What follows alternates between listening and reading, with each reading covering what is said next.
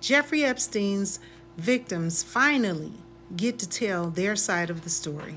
Attached is a video of the press conference of the House Oversight Committee following the roundtable meeting. Harrowing.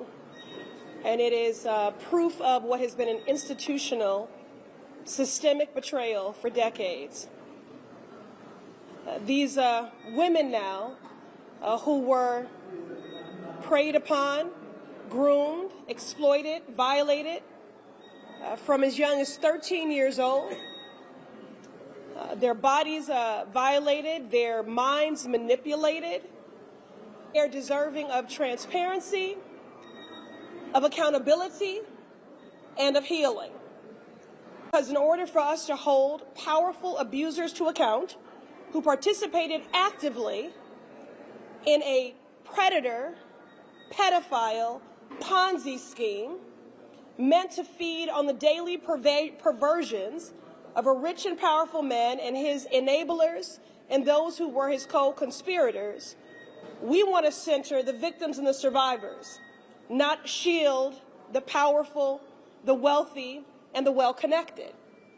So we forced a vote for a subpoena in a hearing that was on child trafficking to point out the hypocrisy. We are about doing real transparency.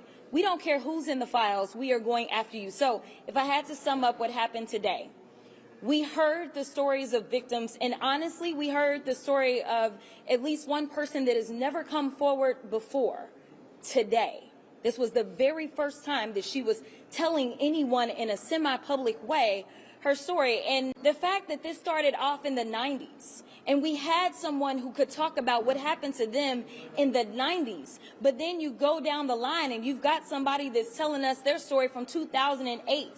These failures led to years and years of abuse that did not have to take place. And so the reality is this.